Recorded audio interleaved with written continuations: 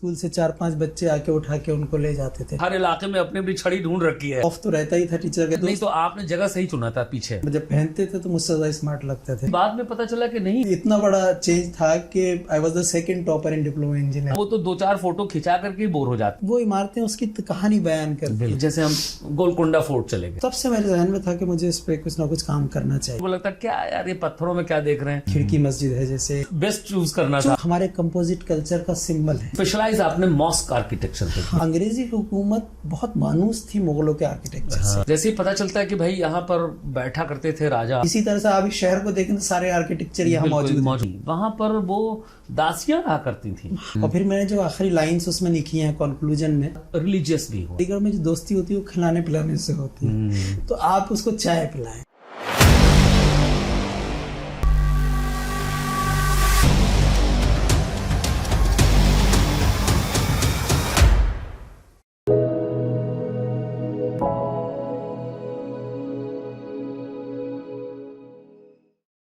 नमस्कार, मैं शाहिद इमाम आप सभी का खैर मकदम करता हूं अपने प्रोग्राम यादों के सफर में। आज आपकी मुलाकात जिस शख्सियत से हम कराने जा रहे हैं वो अलीगढ़ मुस्लिम यूनिवर्सिटी में आर्किटेक्चर डिपार्टमेंट में एसोसिएट प्रोफेसर के पद पर काम करते हैं।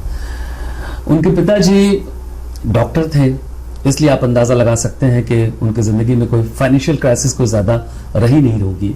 इसलिए उनकी जो प्रारंभिक शिक्षा जो थी, जो उनकी जो शुरुआत की जो स्कूलिंग थी वो बहुत अच्छी रही, अच्छे स्कूल में पढ़े और लगभग 16-17 साल की उम्र में वो अलीगढ़ मुस्लिम यूनिवर्सिटी आ गए। डिप्लोमा इंजीनियरिंग किया उन्होंने आर्किटेक्चर में। इसके बाद फिर उन्होंने बीएससी आर्किटेक्चर किया। इस तरह से उनका इंटरेस्ट जो है वो आर्किटेक्चर की तरफ डेवलप होता चला गया और बाद में उन्होंने मेडिवल पीरियड में स्पेशली जो है इस्लामिक आर्किटेक्चर पर उन्होंने बहुत काम किया। यहाँ तक कि उन्होंने मलेशिया भी वो गए और मलेशिया में जो है, मलेशिया में जो मसाजिद है, जो मस्जिद है इस्लामिक मतलब आर्किटेक्चर के अंदर आते हैं मॉस्क वगैरह, उस पर उन्होंने बहुत सारे रिसर्च का किया है। तो आइए ज्यादा वक्त ना लगाते हुए आपकी मुलाकात जो है वो आसिफ साहब से करवाते हैं। जी नमस्कार, कैसे हैं? ठीक ठाक है, बिल्कुल फिट। अभी आपने मेरा इंट्रोडक्शन दिया कि मैं आर्किटेक्चर डिपार्टमेंट से, दरअसल मैं जी जी यहाँ बॉयज पॉलिटेक्निक में आर्किटेक्चर सेक्शन में एसोसिएट प्रोफेसर हूँ अलीगढ़ मुस्लिम यूनिवर्सिटी में और आजकल मैं वहाँ इंचार्ज भी हूँ। तो जी जी वजाहत के लिए चलिए कोई बात नहीं, वो थोड़ा मिस्टेक हो जाता है, वो सुनने में थोड़ा हमारी गलती हो गई। चलिए ठीक है, वो अच्छा किया कि आपने बता दिया। तो जानना चाहेंगे थोड़ा आपके बचपन की बातों को। हाँ, मेरा ताल्लुक एक्चुअली अमरोहा से है। जी जी। और अमरोहा जो है वो हकीमों और अदीबों की बस्ती है, बहुत मशहूर और शायरों कमाल अमरोही, कमाल अमरोही साहब वहाँ के हैं और जॉन एलिया साहब, जॉन एलिया जी वहाँ के। लेकिन कमाल की जगह है साहब, ऐसा मतलब इस तरह का तो मतलब बहुत कम ही शहर होते हैं, इसमें कोई शक नहीं। हाँ। लेकिन वहाँ एक शायरी का जो था एक माहौल था। अच्छा, जॉन एलिया देखिए है ना, जिस वक्त थे वो मतलब उतना रिकॉग्निशन नहीं मिला जितना कि बाद में मिला। हाँ, जाहिर सी बात है, लेकिन उनकी फैमिली दरअसल पहले से ही शायरी उनका रुझान था। उनके जो भाई थे रईस अमरोही, वो भी शायर थे। तो बड़ा ऐसी जगह मेरा परवरिश पाई अल्हम्दुलिल्लाह। तो उसके बाद फिर मेरे भाई क्योंकि यहाँ अलीगढ़ मुस्लिम यूनिवर्सिटी में यूएमएस कर रहे थे, जी जी, तो फिर उन्हीं के तवस्सुल से मैं यहाँ आया। घर में कितने भाई बहन थे आप लोग? मेरे 3 बहनें थी और 5 भाई थे हम लोग। 5 भाई? अच्छा। और अब्बा जो है वालिद साहब हमारे डॉक्टर थे। तो अच्छी फैमिली थी, ठीक ठाक। जी जी। स्कूल की कुछ यादें? हाँ, स्कूल के जमाने में क्योंकि मेरी जो इब्तिदाई तालीम हुई वो उर्दू मीडियम में हुई। अच्छा, उर्दू मीडियम से हुई। हाँ, और एक उर्दू पब्लिक स्कूल से हुई। जी जी। तो स्कूल के जमाने की यादें तो अपने आप में होती हैं। हाँ, लेकिन मैं क्योंकि मैं इसको क्लेम नहीं करता कि मैं बहुत अच्छे स्टूडेंट रहा। नहीं, कोई बात नहीं, आप क्लेम कीजिए, है ना। क्योंकि देखिए ये जमाना ऐसा कि दूसरा आपको कोई अप्रिशिएट नहीं करेगा, खुद का अप्रिसिएशन कर लेना चाहिए। हाँ, लेकिन हर आदमी अपनी सलाहियतों को जानता है। तो we were not very much into studies बहुत ज्यादा। तो वो हमारे यहाँ मैं आपको बताऊं कि एक सिस्टम था कि जब वो बच्चे स्कूल नहीं जाते थे तो स्कूल से 4-5 बच्चे आके उठा के उनको ले जाते थे। उसको वो डमडम डोली कहते थे। तो इस तरह वो उठा कर ठीक ले जाना। तो वो हमने उस भी तरह देखा का है। सिस्टम था। तो वो चीज है वो हमने बर्दाश्त की है, अच्छा अच्छा, एंजॉय किया है उसको, ये कहना तो है। आपको भी उठा कर ले उठा जाया के ले जाता था? जाया जाता था। तो मतलब और पढ़ने में इंटरेस्ट नहीं था बचपन में? हाँ, ये लेकिन नॉर्मल फिनोमेना है, Exactly. ज्यादातर बच्चों को नहीं उस इंटरेस्ट होता जमाने है। में, लेकिन क्योंकि हमारे वालिदैन उनका रुझान था स्टडी की तरफ और तालीम की तरफ बहुत ज्यादा था, तो एक जबरदस्ती थी कि साहब आपको चाहे वो डम डम डोली बन डोली के बन के जाए या कैसे भी जाओ, आपको पढ़ना है। जाना है। तो बहरहाल अच्छा, हम उसको गए। पिटाई भी बहुत होती थी भाई, Exactly, मास्टर साहब जो है वो मारते थे, exactly, मतलब बिल्कुल, जो, बिल्कुल। है ना।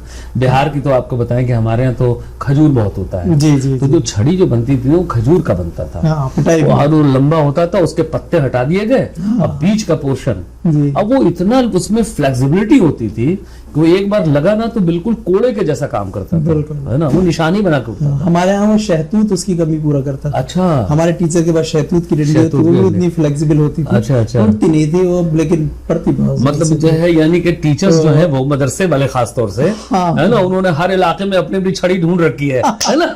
लेकिन ये उस वक्त का ताल्लुक पिटाई का सिर्फ मदारिस से नहीं था। हाँ, स्कूल बल्कि में था। स्कूल भी जो हमारे है वो- ज्योग्राफी के टीचर, जी, जी, स्कूल जी, में हमारे ज्योग्राफी के टीचर, आपको यकीन जाने कि वो क्या था, उनका जो पढ़ाते थे वो अब पढ़ा दिया, अब आपको कल लिख करके लाना है, बिल्कुल और लिख करके लाना पढ़ाने के बाद, बिल्कुल। ठीक है ना। और वो ढूंढते थे मारने का रास्ता, है ना।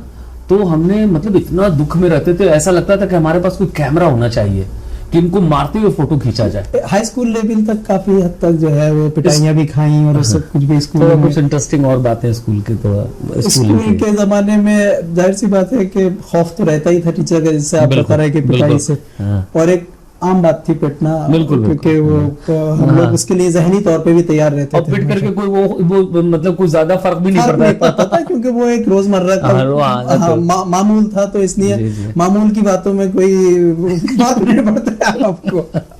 लेकिन जब मैं अलीगढ़ आया तो अल्हम्दुलिल्लाह फिर मेरा जहन तब्दील हुआ, Change मेरा हुआ, है ना। हाँ, क्योंकि मेरे भाई की सरपरस्ती मिली, वो यहाँ हाँ, पहले से मौजूद थे। already थे। तो फिर अलीगढ़ उन्होंने- अलीगढ़ मुस्लिम यूनिवर्सिटी, अलीगढ़ मुस्लिम यूनिवर्सिटी आने पे मुझे लगा कि नहीं, फिर इतना बड़ा चेंज था कि I was the second topper in diploma engineering. हाँ, मतलब डोली बन के जाने वाले डमडम डोली से जो है वहाँ पहुंच गए। वहाँ पहुंच गया अल्हम्दुलिल्लाह। देन उसी साल बीआर्क भी यहाँ स्टार्ट हुआ आर्किटेक्चर का। तो आप में डिप्लोमा इंजीनियरिंग करने के लिए एमयू आए, जी जी। तो पहली बार आए तो कैसा महसूस हुआ फिर?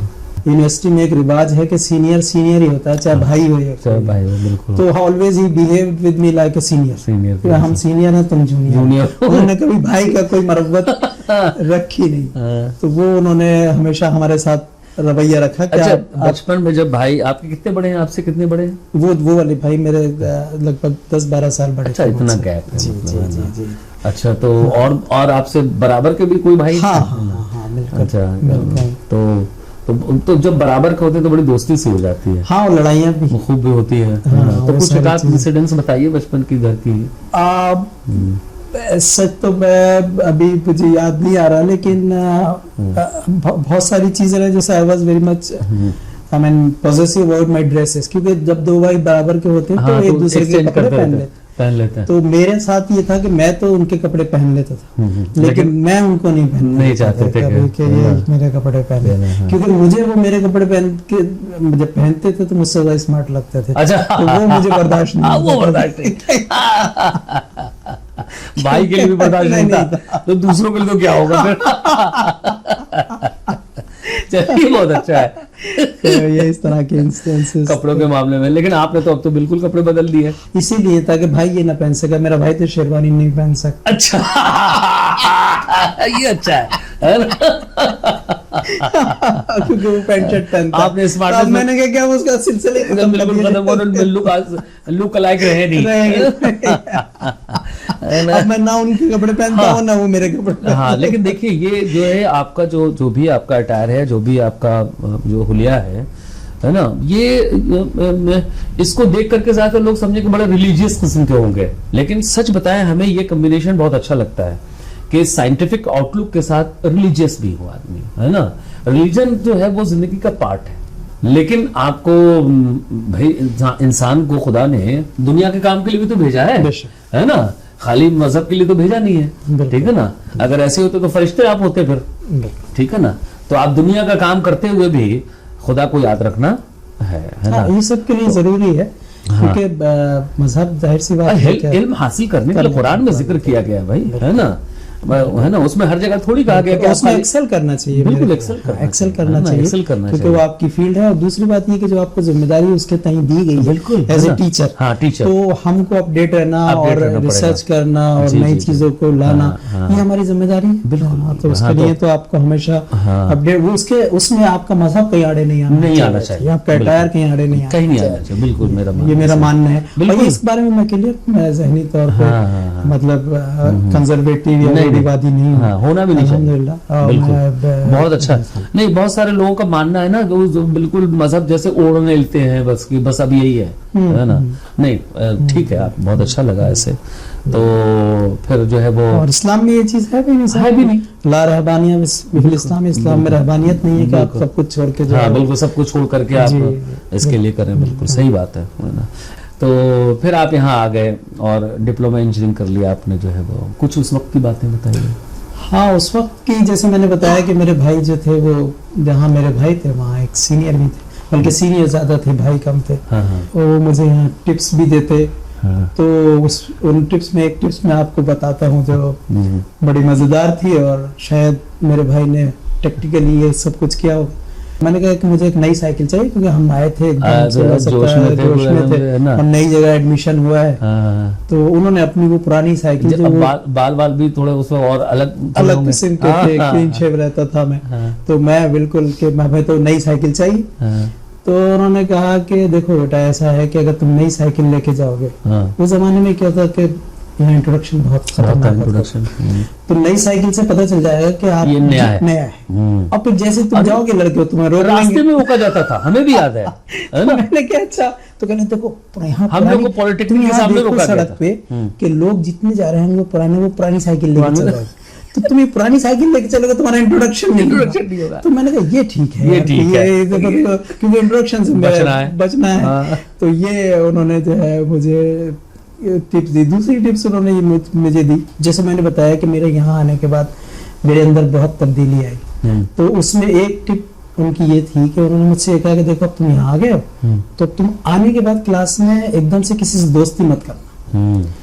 तो कुछ दिन देखना, समझना। हाँ, और समझने में तुम्हें क्या समझना है कि ये देखना है कि क्लास में कौन बच्चा सबसे स्मार्ट है, अच्छा, और कब सबसे एक्टिव है, और सबसे ज्यादा बोलता है, सबसे रेगुलर भी रहता है। अब इस बच्चे को आपको बेस्ट चूज करना है। अब इस बच्चे को आपको रिकॉग्नाइज कर लेना अपने में।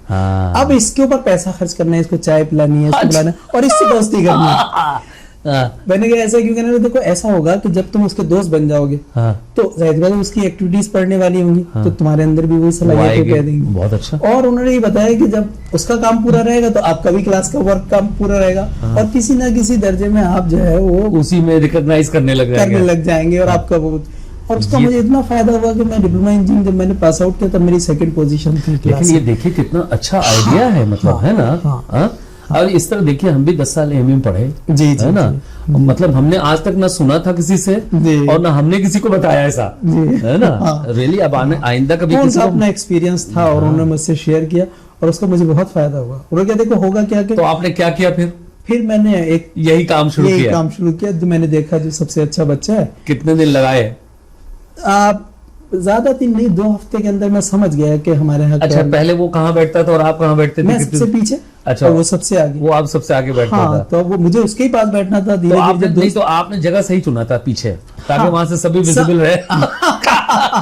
हाँ, ये भी पता चलता रहे कि कौन क्या कह रहा है और कौन बोल रहा है, कौन रेस्पॉन्ड कर रहा है टीचर की बात को, ये नहीं कर रहा है। लेकिन हमारा मकसद ये नहीं था, हमारा मकसद जल्दी से भागने और टीचर हमसे ज्यादा पूछा-पाछी ना करे। तो इसलिए पीछे बैठने में जो है वो ज्यादा फायदा, तो उससे काफी फायदा हुआ। फिर धीरे धीरे करीब पहुंचते गए, धीरे करीब, मतलब जो लास्ट बेंच से फिर सेकंड थर्ड ऐसे। तो फिर उस बच्चे के साथ, क्योंकि वो टॉपर था। अच्छा, तो मान लिया उससे पहली बार बात शुरू की, कैसे बात शुरू की? जाहिर सी बात है कि इस तरह के बच्चे इंट्रोवर्ट भी होते हैं। तो मेरे भाई ने बताया था कि देखो, अलीगढ़ में जो दोस्ती होती है वो खिलाने पिलाने से होती है, तो आप उसको चाय पिलाएं। तो चाय पिलाने से, चाय तो भाई अलीगढ़ के स्टूडेंट्स के बीच में ये बहुत अच्छा जोक एक मशहूर है कि एक साहब का एक्सीडेंट हो गया, तो उनके दोस्त पहुंच गए वहां खून देने के लिए, है ना। डॉक्टर ने जैसे ही खून निकाला शरीर से तो चाय निकली, तो बोला तुम भाई पहले लेटो बाद में देखेंगे। एग्जैक्टली। तो उन्होंने बताया कि चाय से दोस्ती होती है अलीगढ़। हाँ। तुम जिसको चाय पिलाओगे वही तुम्हारा दोस्त हो जाएगा। और कहना इसमें कंजूसी मत करना, इसमें मत जिसको करना। दोस्त बनाना है उसे चाय पिलानी, चाय पिलाते तो चाय पिला ठीक है। तो उसका मुझे काफी फर्क पड़ा और फिर मैं अल्हम्दुलिल्लाह मेरा जो है वो अच्छे नंबर से मैंने पास करता चला गया और फिर पढ़ाई की तरफ आपका रुझान हो गया। हाँ। और फिर आर्किटेक्चर में आने से मुझे ये फायदा हुआ कि एक्चुअली आर्किटेक्चर क्या है कि वो विजुअलाइजेशन, इमेजिनेशन उसके लिए शर्त है। अच्छा, मुझे कभी ये पता नहीं था कि मेरी विजुअलाइजेशन अच्छी है, इमेजिनेशन अच्छी है। तो जब मैं आया मैंने ड्राइंग को समझना शुरू अच्छा, किया। आर्किटेक्चर में विजुअलाइजेशन मतलब कि आप टूटे फूटे टुकड़े को देख करके अंदाजा लगाते होंगे कि कैसा होगा, यही ना? हाँ, जैसे एक प्लान होता है, आपने देखा होगा नक्शे होते हैं ना, नक्शे। तो नक्शा तो 2 डायमेंशनल होता है। हाँ, लेकिन जब आर्किटेक्ट या हम लोग देख रहे होते हैं उसको 3 डायमेंशनल विजुअलाइज कर रहे होते हैं। बिल्कुल बिल्कुल। तो वो चीज आर्किटेक्चर में जरूरी थी, हमें ये पता नहीं था कि, लेकिन हमें धीरे धीरे पता चला कि हमारे अंदर वो इनबिल्ट सलाहियत है, आर्ट की तरफ रुझान है। तो फिर उसका मुझे और फायदा हुआ। तो फिर मैंने सोच लिया कि मुझे आर्किटेक्चर में ही रहना है। बट द प्रॉब्लम वाज कि यहाँ पे डिग्री नहीं थी आर्किटेक्चर। और हम लोग, मैं टॉपर था क्योंकि टॉपर होने के नाते मुझे उसमें जाना था इंजीनियरिंग में। तो हमारे यहाँ के बच्चे जो थे वो टॉपर सीट जाती है एक वो 4-5 कुछ बच्चे जाते हैं, तो हमें सिविल इंजीनियरिंग मिलना था। अच्छा अच्छा। तो सिविल मिल जाता, लेकिन इत्तेफाक से अल्लाह का करना ये हुआ कि उसी साल आर्किटेक्चर आ गया, कोर्स आ गया और वो तो अब वो हमें जो है आर्किटेक्चर मिल गया। हालांकि उसके लिए हमें कंपटीशन देना पड़ा और वो इंटरव्यू देना पड़ा। तो फिर एक तरह से हमें अपनी लाइन मिल गई। विजुअलाइजेशन पे मेरा दिमाग थोड़ा रुका हुआ है जी। जैसे विजुअलाइजेशन तो हम इसको भी शायद कहा जा सकता है ना कि जैसे हम गोलकोंडा फोर्ट चले गए, है ना, तो बीइंग ए आर्किटेक्ट जो है वो आप उसे विजुअलाइज कर सकते हैं ना कि ये कैसा होगा।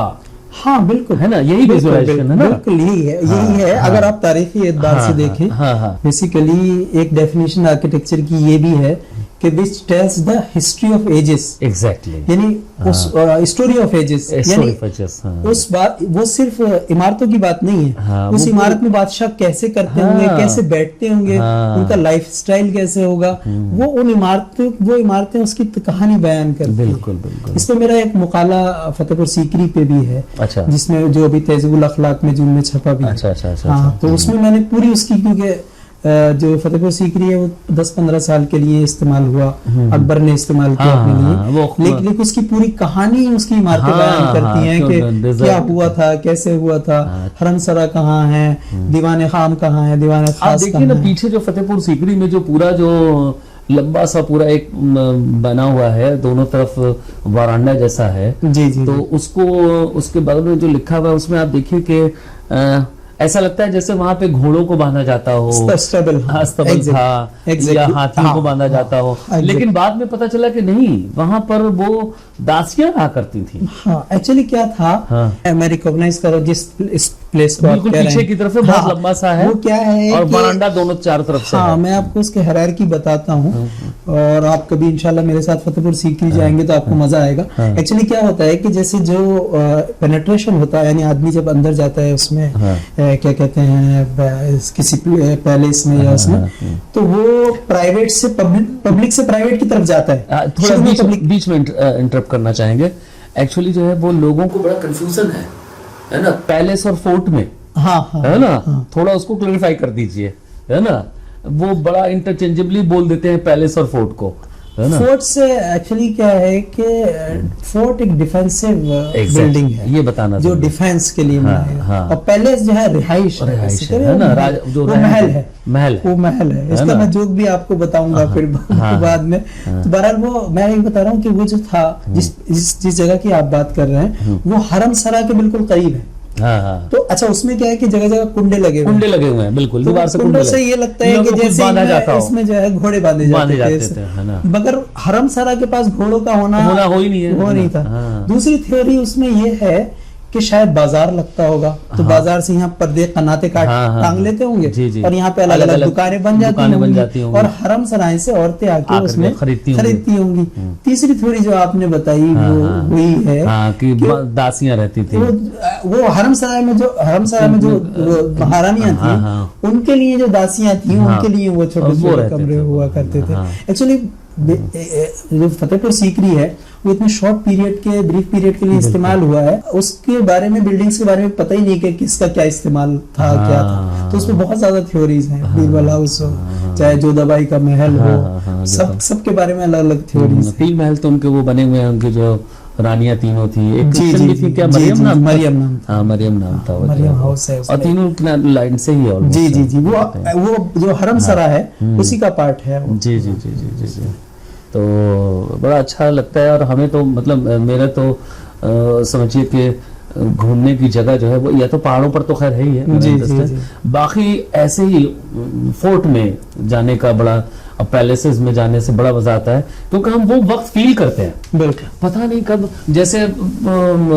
जैसे ही पता चलता है कि भाई यहाँ पर बैठा करते थे राजा, और तो हमारे अंदर वो फीलिंग आती है कि कैसे वो करते थे, मतलब जो है क्या उनका लाइफ स्टाइल क्या था उनका। अच्छा, अब जिनको वो फीलिंग नहीं आती है तो वो तो 2-4 फोटो खिंचा करके बोर हो जाते हैं, है ना। उनको लगता है क्या यार ये पत्थरों में क्या देख रहे हैं, है ना। अभी कोई साहब आए थे मेरे एक जानने वाले, वो गए ताजमहल देखा, तो उनसे पूछा कि भाई कैसा लगा ताजमहल, तो कुछ मजा ना आया हमको। अब बताइए हम उनको कौन समझाए, है ना। बिल्कुल, एक साहब, मुझे नहीं पता, मैं कह नहीं सकता, लेकिन हमारे टीचर बताया करते थे कि किसी ने ताजमहल देख के ये कहा था, कोई रिनाउंड हस्ती रही होंगी उस जमाने की, पुराने जमानों की, यानी कि मिडिवल पीरियड के बाद की, कि ऐसा लगता है जिसको सेंस नहीं होता कि किसी ने टेबल उल्टी करके रख दिया कि उसके 4 मीनारे तो वो आपका सेंस और बेसिकली उस पर डिपेंड करता है कि आप कितना उसमें। तो मेरा भी हालांकि जब मैं उन्हें फील करते हैं, उसको फील करते हैं, हमें तो फील करते हैं बिल्कुल। वो जो पानी का सिस्टम जो लाल किला में बनाया गया है कि पानी कैसे सप्लाई ऊपर होता था, वो आप सोच के दम रह जाएंगे कि भाई, है ना। इवन के वो आगरा का लाल किला जो है वो जो किनारे जो बनाए, जो हवा को ट्रैप करके जो वो अंदर जो जहां उनका बेडरूम जो सोने का होता है वहां ले जाते थे, है ना। कूलर समझिए एक उस जमाने का, है ना। मैं इस पे मैंने एक पेपर लिखा था, उसके 20 साइटेशंस भी हैं। एक इंटरनेशनल सेमिनार में मैंने उसको मलेशिया में प्रेजेंट किया। अच्छा, उसमें मैंने मुगल आर्किटेक्चर के ऐसे सारे एलिमेंट्स, क्योंकि उस जमाने में बिजली नहीं थी, तो बिजली नहीं थी तो हवा चाहिए ठंडी और ठंडा, और गर्मी का भी इंतजाम चाहिए, ठंड का भी। तो मैंने ऐसे बहुत सारे एलिमेंट्स उसमें रिकॉग्नाइज किए कि जिनके जरिए से वो बिना बिजली के जो है वो एक अच्छी जिंदगी गुजार लेते थे, यानी कि अच्छा अच्छी खासी हवा आती है ना। वो जो गाइड जो है ना वो आपको बताते हैं कि ये राजा का कूलर है। हाँ, कूलर वो हाथ लगवाता है, कहता है कि देखिए इधर से हवा, आप जाइएगा तो आपको महसूस होगा कूलर है, और प्रॉपर हवा आती है भाई, और बिल्कुल ठंडी होकर ऊपर से। एग्जैक्टली, क्योंकि जो ट्रैप हुआ, मान लो वार्म है, लेकिन वो ट्रेवल करते करते उस वक्त तक जो है वो कूल हो जाती है, है ना। हमने देखा उसको, है ना। वो ऐसा नहीं है कि वो प्रॉपर साइंस है, बिल्कुल साइंस, वो साइंटिफिक है, और वो उस पर काफी लोगों ने काम किया है। हाँ, आप देखिए गोलकुंडा फोर्ट का ही देख लीजिए, वो गेट पर ताली बजाइए तो अभी भी वहाँ रोइन है, वहाँ बिल्कुल रोइन है, बिल्कुल, है ना। उसके बावजूद वहाँ आवाज सुनाई दे जाती है, बिल्कुल। ये सब डिफेंस आप मैकेनिज्म थे कि भी कोई आ गया तो उन्होंने ऐसे कर दिया, फौरन को पता चल गया। देखिए कितना ऊंचाई पर है गोलकुंडा जो, और वो भी रोइन है, कुछ नहीं बचा हुआ है, टूटे फूटे दीवार हैं, लेकिन अभी तक वो काम कर रहा है ना। साउंड रिफ्लेक्ट होकर के पहुंच रहा है। हाँ, एक्वास्टिक्स का बहुत बड़ा। आप मसाजिद में देखें, इमाम पढ़ रहे हैं और कितनी बड़ी मसाजिद, और आखिरी आदमी तक आवाज पहुंच रही है बिना माइक के। तो उनको ये पता था कि भाई आवाज आखिर तक जानी चाहिए, तो उनके सरफेसेस, उसका मटेरियल, वो सब कुछ ऐसा था कि वो दूर तक आवाज जाती, और उसमें रिवर्बरेशन इको नहीं पैदा होता था, रिवर्ब नहीं होता, हाँ, नहीं पता चलता था कि इसमें जो है गूंज रही है आवाज, ये है। बिल्कुल सही कह रहे हैं। आज भी आप अलीगढ़ की जामा मस्जिद में देखें, अगर इमाम नमाज पढ़ा रहे हैं तो आप आखिरी सब में प्रॉपर आवाज सुन सकते हैं उनकी। तो ये प्रॉपर साइंटिफिक उनका मेथड था। तो इसी सब में मेरा आपका इंटरेस्ट डेवलप हुआ। तो मैंने फिर उसके बाद फिर मुझे लगा कि मुझे इसी फील्ड में काम करना चाहिए, इस्लामिक आर्किटेक्चर में। तो मैंने फिर इस्लामिक आर्किटेक्चर, मॉस्क आर्किटेक्चर को, मॉस्क में स्पेशलाइज, क्योंकि मेरा मास्टर्स जो था वो बेसिकली मिडिवल पीरियड की मॉस्क में कैसे चेंजेस आ रहे हैं, कैसे कंटिन्यूटी आ रही है, वो सब देखिए, क्योंकि अलग अलग पीरियड बिल्कुल चेंजेस आए हैं, है ना, बहुत ज्यादा। हाँ, वो जिद्दत की वजह से है, वो मॉडर्निज्म की वजह से, क्योंकि मॉडर्न, बिल्कुल। और इसका रिफ्लेक्शन जैसा आप मलेशिया में बहुत अच्छा देख सकते हैं, दुबई में जो मस्जिदें बनती हैं वो बिल्कुल एक बिल्कुल मॉडर्न, बिल्कुल वो मॉडर्न है ना। मॉडर्न में अब क्या हो गया ना कि वॉल वगैरह पे जो है वो ज्यादा पहले जो नक्काशियां होती थी, है ना, वो सब धीरे धीरे मिनिमाइज किया जाने लगा है, है ना, और स्ट्रेट बनाने लग गए, है ना। आप मीनारे भी देखिए बिल्कुल, वो भी बिल्कुल क्यूबाइट की तरह खड़े हैं, उसमें कोई नक्काशी नहीं है, कोई नक्काशी नहीं है, ठीक है। क्योंकि मॉडर्निज्म का फंडा जो है वो, उसमें से एक फंडा ये है कि जो ऑर्नामेंटेशन इज ए क्राइम, आपको पता है? हाँ, इसमें ये कहा जाता है कि ऑर्नामेंटेशन क्राइम है, यानी मॉडर्न बिल्डिंग्स में ऑर्नामेंटेशन नहीं हो। हाँ, पोस्ट मॉडर्निज्म एक कॉन्सेप्ट है, है ना, पोस्ट मॉडर्निज्म। तो पोस्ट मॉडर्निज्म जो कॉन्सेप्ट है ना, वो आर्किटेक्ट से ही शुरू हुआ है असल में, एग्जैक्टली, है ना, आर्किटेक्चर में ही आया था। अक्सर जो जितने भी वो आते हैं, ये जो वेरिएशन जो शुरू हुआ ना, है ना, वो जैसे मेहराब बनता था, उसको अलग चेंज करना शुरू किया, तो वही पोस्ट मॉडर्निज्म आना शुरू हुआ आर्किटेक्चर में और लिटरेचर में। कोई भी जो आपका यानी कि नया इज्म आता है, वो बेसिकली पहले लिटरेचर में आता है, फिर उसका रिफ्लेक्शन लाइफ स्टाइल में होता है, फिर आर्किटेक्चर में होता है। लेकिन पोस्ट मॉडर्निज्म जो है वो आर्किटेक्चर में बहुत आसानी से आप देख सकते हैं कि इसमें क्या। आप देखिए ना, वहां चाहिए, जैसे फतेहपुर सीकरी बता रहे हैं, जी, आप फतेहपुर सीकरी में देख लीजिए, पूरा क्या है, बुद्धिज्म का है वहां पर, है ना, नॉट बुद्धिज्म, सॉरी, जैनिज्म का है, जैन का है। मजेदार बात ये, अगर आप मेरा आर्टिकल पढ़ेंगे, वो मैं माफ कीजिए आपकी खता कलामी कर रहा हूं, तो उस आर्टिकल में मैंने 9 तरह के आर्किटेक्चर वहां रिकॉग्नाइज किए, यानी Islamic, Persian, Jain, Buddhist, Hindu, हर तरह का आर्किटेक्चर। जैन ज्यादा डोमिनेट कर रहा है, हाँ, जैन भी है ना, क्योंकि जो हाथी का सूंड जैसा जो बनाया है आर्क में, हाँ, जो सर्पेंटाइन आर्क है ना, वो बेसिकली हाथी का सूंड ही बनाया है, वो हाथी का पूरा सर और सूंड जो है वो जैन आर्किटेक्ट है। वो जितने भी जो फैकेट जो वो वेरिएशन है जो निकले हुए, उसमें जो यूं लगाया है, जो वो सब जैन आर्किटेक्ट से लिया गया, ठीक है ना। तो वो इवन के वो उनका वो देखिए जो मजार है ना, मजार में भी आप देखिए जाकर के, तो वो चादर आप उठाइए तो औरत की फोटो बनी हुई, वो बना हुआ, उस पर उकेरा गया है, है ना, फोटो तो नहीं कह सकते आप, क्या कहेंगे उसको, डिजाइन बना हुआ है जो भी है, रिलीफ वर्क, एनग्रेव्ड होगा, वो तो मैंने नहीं देखा, लेकिन वो खुद भी अपने आप में, मतलब फतेहपुर सीकरी अपने आप में पूरा एक एग्जाम्पल है पूरे मिडीवल आर्किटेक्चर का। बिल्कुल, उसमें Gujarati, Rajasthani, Hindu, Buddhist, Persian, Islamic, हर तरह का आर्किटेक्चर। वही तो बोलते हैं कि क्या क्या इल्जामात लगाए जाते हैं, है ना।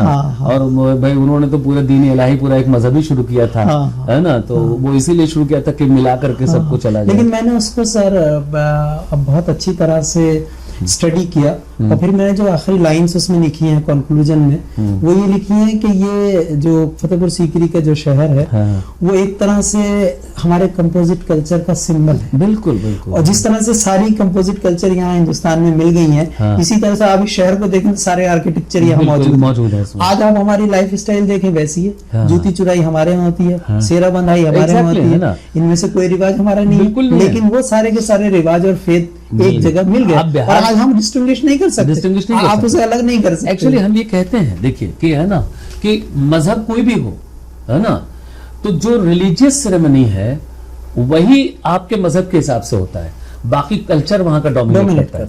आप बिहार में जाके देखिए, शादी होती है तो सिंदूर लगाते हैं, है ना, सिंदूर लगाते हैं, और पहले तो थोड़े दिन पहले की बात है, अभी से मतलब आप 8, 7, 10 साल पहले तक मान लीजिए, शादी होने के बाद लड़कियां जो है वो साड़ी पहनने लग जाती थी बिहार में, और फिर सिंदूर भी लगाती थी।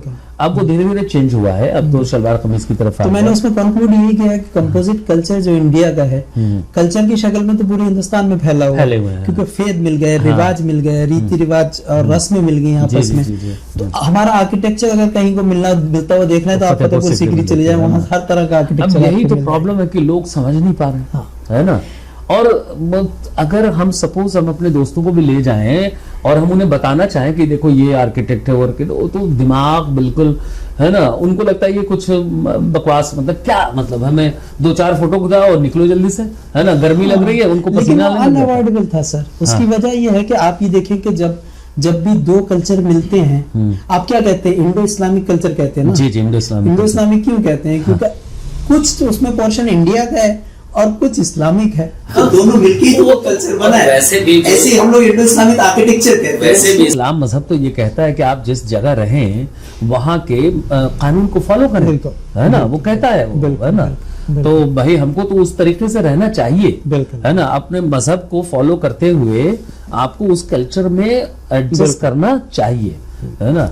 तो इस तरह से आपका इंटरेस्ट जो है वो आर्किटेक्चर की तरफ चलता चला गया। स्पेशलाइज आपने मॉस्क आर्किटेक्चर पे किया। Mosque architecture. तो जैसे इंडिया में कुछ बताइए, कुछ खास मॉस्क के बारे में जो डिजर्टेड भी है, बहुत सारे western part, north western part of India जो है वो स्पेशली पंजाब एंड हरियाणा में बहुत सारे मॉस्क जो डिजर्टेड पड़े हुए हैं। हाँ, दिल्ली में, हाँ, तो दिल्ली में बहुत सारी मसाजिद ऐसी हैं, हाँ, जो डिजर्टेड हैं, और हालांकि वो अभी तक अच्छी कंडीशन में है, लेकिन क्योंकि उस पर कोई ध्यान नहीं दिया जाता, तो फिर वो जाहिर सी बात है कि उनका। तो आपने स्टडी किया है इन सब? हाँ, मैंने ऐसी मसाजिद को स्टडी किया है, बहुत सारी। खिड़की मस्जिद है, जैसे खिड़की मस्जिद, हाँ, कि वो बिल्कुल इतनी प्यारी मस्जिद है, हाँ, और वो बिल्कुल अभी अबंडेंट है, अबंडेंट है। उस पर कुछ बीच में कुछ प्रॉब्लम कुछ सुना था, कुछ हमको याद आ रहा कुछ, लेकिन पूरी तरह से याद नहीं। हाँ, वो, हाँ, उसका रिनोवेशन चल रहा है अभी। अच्छा। हाँ, और बीच में शायद उसको म्यूजियम भी बनाना चाहते थे वो, या उसको कुछ तब्दील, उसका फंक्शन।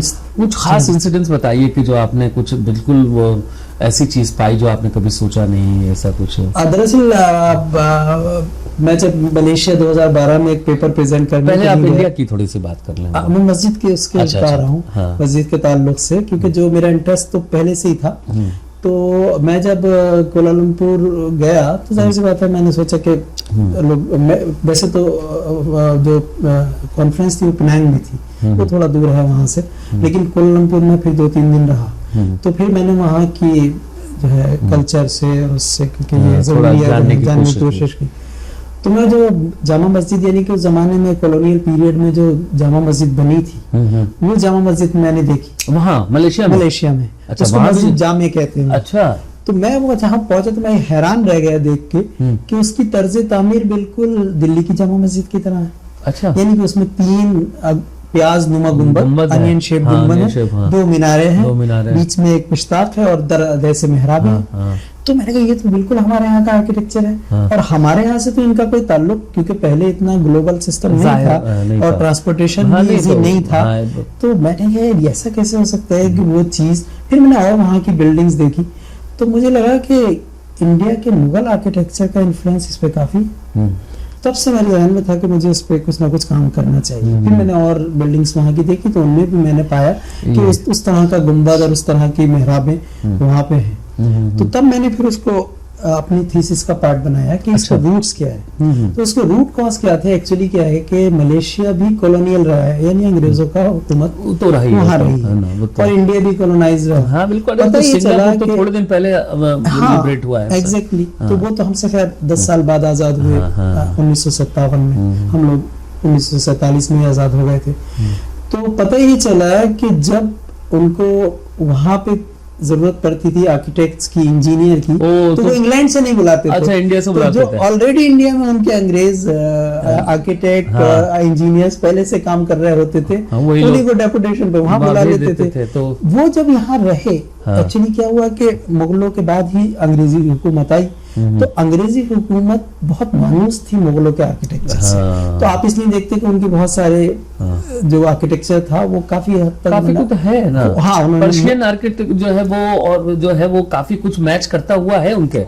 देखिए जैसे हम लोग का मेहराब जो पर्शियन में बनता है वो थोड़ा राउंडेड बनता है, उनका मेहराब स्ट्रेट बनता है। आप चर्च को देख लीजिए, है ना, चर्च का जो यूं रहता है, ठीक है ना, और मुगलों में जो है वो राउंडेड हो जाते हैं। तो बेसिक वजह वो रही कि बहुत सारे आर्किटेक्ट्स और इंजीनियर्स उन्होंने डायरेक्ट इंग्लैंड से बुलाने के बजाय साउथ ईस्ट एशिया में यहाँ से भेजे। बजाय नजदीक था। तो वो जब गए तो उनको already they working on here Mughal architecture, तो वो यहाँ काम करके रिप्लिकेट कर दिया, उसको रिप्लिकेट कर दिया। अब रिप्लिकेट करने में वहाँ मटेरियल डिफरेंट था, दूसरी चीज तो डोम बनाया मेटल का, अच्छा, metal हमारे का। यहाँ जो है वो स्टोन मौजूद stone था, का। उनके यहाँ स्टोन था हाँ, नहीं। तो उन्होंने मेटल का डोम बना दिया। अच्छा। ये आप उनके पास पत्थर मौजूद नहीं था तो उन्होंने उसके लिए जगह जो है वो प्लास्टर तक या कलर करके उसको अचीव करने की अच्छा कोशिश अच्छा अच्छा तो इस तरह से फिर मैंने देखा कि अरे ये तो, और फिर उन्होंने वहाँ के हर सूबे में, यानी जो उनके अलग अलग States रियासतें थी उस जमाने में, वहाँ के नवाबी उनके यहाँ भी सुल्तान कहलाते थे वो। तो हर स्टेट में उन्होंने उनको रिप्लिका किया। अच्छा तो मैंने देखा कि हर जगह कुछ मसाजिद जो है, जो खासतौर से कॉलोनियल पीरियड की थी, अंग्रेजों के जमाने की, उन पे मुगल आर्किटेक्चर का इन्फ्लुएंस बहुत ज्यादा है। तो उसकी बेसिक वजह ये है। है तो मुगल आर्किटेक्ट लेकिन लेके गए ब्रिटिशर्स, है ना? मुगलों, क्योंकि मुगलों का डायरेक्ट अप्रोच वहाँ कभी नहीं रहा। नहीं रहा। हाँ, वहाँ तक जा ही नहीं पाए, वहाँ तक जा नहीं पाए, लेकिन आर्किटेक्चर उनका वहाँ तक पहुंच गया। अशोका ही मतलब जो है वो उधर नहीं गया, वहाँ जी, तक नहीं जी, जा जी, पाया था। अशोका जबकि बहुत ज्यादा इंडिया में बहुत जी, साउथ तक जाने जी। की कोशिश किया, तो ये खास चीज मैंने वहाँ देखी, तो फिर मैंने उस पर रिसर्च करने की, और फिर उस पर अल्हम्दुलिल्लाह काफी पेपर्स भी मेरे पब्लिश हुए। अच्छा, अच्छा, और अच्छा। काफी रिसर्च मैंने जो है उस पर की। मेरा ख्याल है कि हम लोगों ने आपके प्रोफेशन से कंसर्न काफी बातें कर ली, तो थोड़ा कुछ लाइटर मोड पे भी हम लोग नोट पर बात करते हैं। कॉलेज में थे तो होंगे फेवरेट टीचर वगैरह? हाँ, फेवरेट टीचर्स तो थे। हाँ, कौन थे? मैं जब डिप्लोमा इंजीनियरिंग में था तो एक हसनैन इस्सा सर थे। अच्छा अच्छा। Was very good. हम असल वो जानना चाह रहे हैं, वो रीजन किसकी वजह से आप ज्यादा इन्फ्लुएंस हुए उनसे? हाँ, उनका the way of his teaching, teaching है ना? Was marvellous. वो बहुत, ही वाज क्वाइट यंग, मेरे ख्याल से जस्ट उन्होंने एमटेक किया होगा एंड ही ज्वाइंड। आजकल वो मलेशिया में है। अच्छा, वो मलेशिया चले गए वहां से छोड़ के। तब वो यहाँ काम करते थे।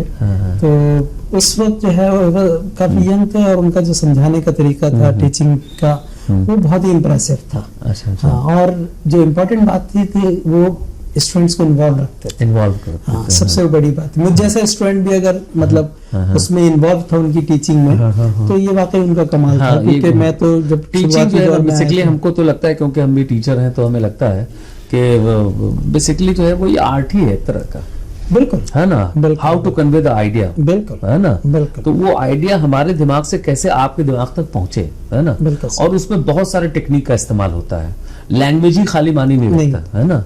जो जेस्चर है ना, बॉडी लैंग्वेज है ना, बहुत इंपॉर्टेंट रोल प्ले करता है। अगर हम बोल दें दुनिया गोल है ना, हाँ। वो मान ही नहीं आएगा। जैसे ही बोलेंगे है ना, बिल्कुल, बिल्कुल। द मैजेस्टिक हिमालय, है ना? हाँ, जैसे ही हमने बोला तो जो हाथ किया ना, तो वो एक इमेज दिमाग में क्रिएट हुआ मैजेस्टिक का। मतलब जैसे आपने कहा कि आर्ट है, तो किसी भी आर्टिस्ट की तरह बिल्कुल होता है, तो परफॉर्म करता है। अब परफॉर्मिंग आर्ट, परफॉर्मिंग है ना? आप किस सेंटेंस को कितना स्ट्रेस देंगे, कितना लाइटर उसमें बोलेंगे, कितना लाउडली बोलेंगे।